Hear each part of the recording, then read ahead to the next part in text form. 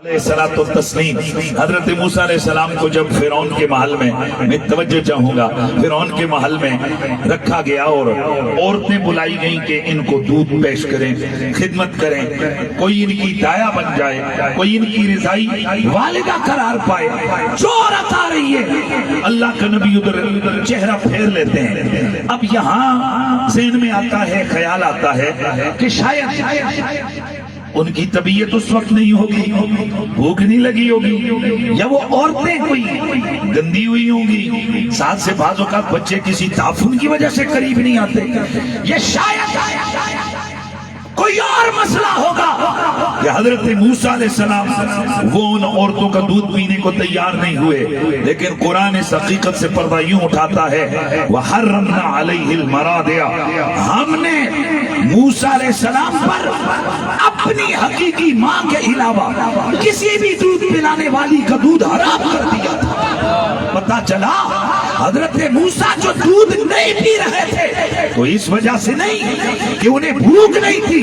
इस वजह से नहीं कि उन औरतों में कोई नक्स था, बल्कि इस वजह से कि रब की मंशा मर्जी यही थी कि मेरा करीब अगर दूध पीना है तो अपनी सगी वालिदा का पीना है। अल्लाह फरमाते हैं हर्रमना अलैहिल मरादिया, हमने मूसा नबी पर बाकी सारी माओं का दूध पीना हराम कर दिया था। अब हजरत सैयदा मेरे सैयदना मूसा अलैहिस्सलाम की बहन जो साथ साथ उस फिरौन के महल तक गई, वो फिर अंदर जो उनकी इंचार्ज औरत है उससे आप फरमाती हैं कि हल अदुल्लुकुम अला अहले बैत, क्या मैं तुम्हें वो अहले बैत न बता दूं कि जो इसको दूध पिलाए। मेहरबानी करें यार, क्या लफ्ज इस्तेमाल किया हजरत मूसा की बहन ने? कुरान के अंदर है अहले बैत। तो हजरत मूसा की जो हमशीरा थी वो अहले बैत किसको कह रही थी? वो अपनी माँ को कह रही थी, हजरत मूसा अलैहि सलाम की वालिदा माजिदा को कह रही थी। गोया कुरान की नस के मुताबिक अहले बैत का इतलाक अम्मी जान पर भी होता है। तो अगर मूसा नबी की अम्मी जान उनकी अहले बैत में है तो मेरे मुस्तफा की अम्मी जान इनकी अहले बैत में। अभी मिलाद शरीफ का महीना गुजरा है, मैं एक टोबा शहर के अंदर, टोबा के इलाके में आया हूँ और हमारे मुजाहिद अहले सुन्नत हजरत मोहतरम गैरतमंद पठान, बाजुर्रत पठान और हक का कलमा डंके की जोड़ पे बोलने की जिसे अल्लाह ने जुर्रत अता फरमाई है, जनाब मोहतरम नबी गुल साहब वो तशरीफ फरमाए हैं और अभी कहीं से खिताब फरमा कर वो तशरीफ फरमा हुए और जनाब मोहतरम अबू बकर शाली साहब का ओपनिंग खिताब था मुझसे काबिल, और मेरा उज़्र उन्होंने जांचा और समझा और शायद ये किसी ज़हन में हो कि जनाब उलमा इन रिवायतों को नहीं जानते या वो किसी कदर को नहीं जानते। हमारी बहुत सारी दफ़ा मजबूरियाँ होती हैं, हमने सवेरे मदारिस में पढ़ाना होता है, इस वजह से उन्होंने भी कुर्बानी दी और दीगर भी मेरे भाई जनाब मोहतरम इफ्तिखार रिजवी साहब, हम बहुत सारी महफिल में इकट्ठे होते हैं और उन्हें भी इस बात का इदराक और एहसास है, उन्होंने भी कुर्बानी दी कि जी चलें आप पहले अपनी हाजिरी पेश कर दें। तो मैं हर तीनों शख्सियात की खिदमत में एक ऐसी गुफ्तगू रखने लगा हूँ कि शायद इससे काबिल, इस जियत से ये गुफ्तगू आपने नहीं सुनी हो। और मैं जो सादात हैं बाकी तो आपके इल्म में होना चाहिए कि फकीर की हमेशा पूरी जिंदगी अल्हम्दुलिल्लाह सादात की इज्जत में गुजरी है और सादात की इज्जत और मोहब्बत यही हमारा मसलक है। और सिर्फ टाइम आए और मौका आए तो सैयद याद आ जाएं और बाकी सादात को लताड़ा जाए, ऐसे नहीं है। अल्हम्दुलिल्लाह अज़ीम, हम सादात के दर के अदना से गधा और अदना गुलाम हैं। दुआ कीजिए अल्लाह करे, मैंने तो अपने घर वालों को किबला शाह साहब ये वसीयत की हुई है और अभी ख्याल है कि मैं अपनी कब्र का तख्बा खुद लिखवा के जाऊंगा और बहुत जल्द इंशाअल्लाह उसको मैं लिखवा दूंगा कि मेरा पता नहीं किस शायर का शेर है پر میں نے وہ شعر پکا خود بھی یاد کیا، اپنے طلباء کو یاد کروایا کہ یہ شاعر قیامت کا منظر بیان کرتا ہے کہ جب عدالت کا سلسلہ ہوگا، حشر کا معاملہ ہوگا، حضور جلوگر ہوں گے کرسی پہ، مولا علی بطور سیکرٹری حضور کے پاس کھڑے ہوں گے۔ سبحان اللہ کی آواز ہے یار، مولا علی رسول اللہ کی قربت میں کھڑے ہوں گے اور پیشیاں ہو رہی، یہ تخیل ہے شاعر کا، کیا ہے؟ شاعر کا تخیل ہے، وہ کہتا ہے کہ پیشیاں ہو رہی ہوگی، اتنے میں میرا نمبر بھی آ جائے گا۔ وہ جیسے ایک بڑے افسر کے سامنے اس کا سیکرٹری لوگوں کی فائلیں رکھتا ہے نا، تو فائل کے اندر کیا ہے، وہ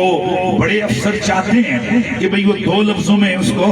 بیان کر دیا جائے۔ اور آپ نے دیکھا ہے کہ یہ جو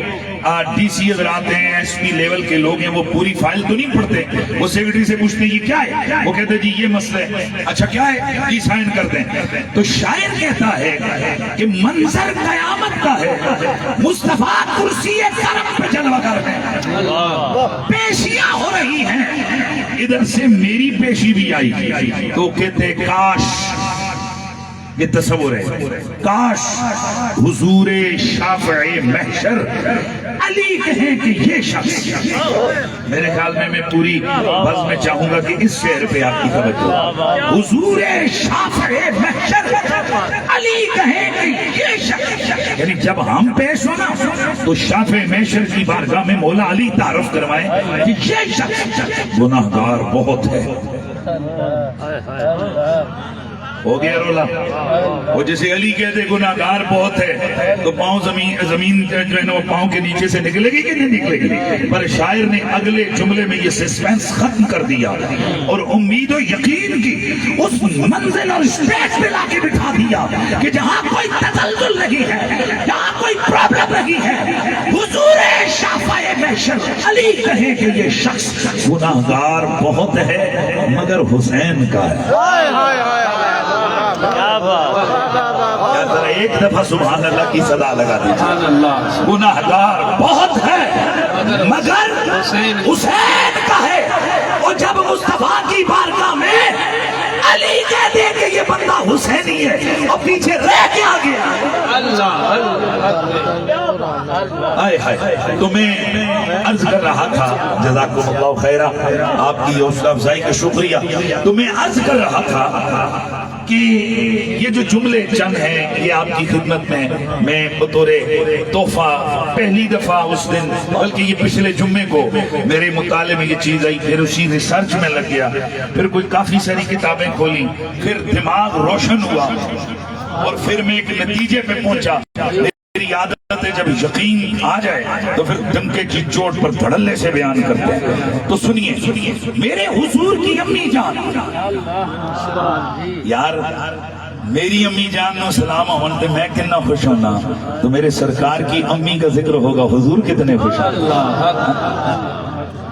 میرے پیارے آقا سرور کون و مکان صلی اللہ علیہ وآلہ وسلم کی پیاری امی جان حضرت سیدہ طیبہ حضرت آمنہ سلام اللہ علیہ کثیراً کثیراً کثیرا لوگو، میرے زندگی میں یہ تجربہ کیا ہے، میری زندگی کا یہ تجرباتی نچوڑ ہے، جو عام سید زادے کی بے ادبی کرتا ہے وہ بڑے سادات پہ پھر بھونکتا ہے، جو سیدوں پہ بھونکے پھر وہ صحابہ تک جاتا ہے، جو صحابہ تک جائے پھر نبی کی لگتے جگر تک جاتا ہے۔ یہ میری زندگی کا تجربہ ہے۔ نکاح کام شروع کر دینے تھے چاندے کتنے نے بڑے جو کمینہ بدبخت جیسے میں کہہ رہا ہوں اس کو پتا ہے، آج ہی میرے پاس یہ کلپ آیا، چلا بیٹھا ہوں، جو پہلے شزید اپنے کو کہتا تھا وہ حق پہ اور حسین خطا پہ، یہ خطا والا کھیل اس لیے شروع کیا گیا ہے، آپ کو نہیں سمجھ آئی اس کا نتیجہ بریک جا کر کہاں لگنی ہے، کہاں سے شروع ہوئی تھی یہ بات، کہاں تک آئی، کہتے ہیں کہ حسین خطا پر تھے اور یزید حق پہ تھا۔ اب کل اس بدبخت کے کلپ آیا، وہ کہتے ہیں معاذ اللہ نبی کے ماں باپ بھی کافر تھے اس پلید کا۔ لعنت بے شمار، نقل کفر حالانکہ قرآن کہتا ہے انما المشرکون نجس، مشرک ناپاک ہے۔ خیال صاحب پانی پلائیے گا،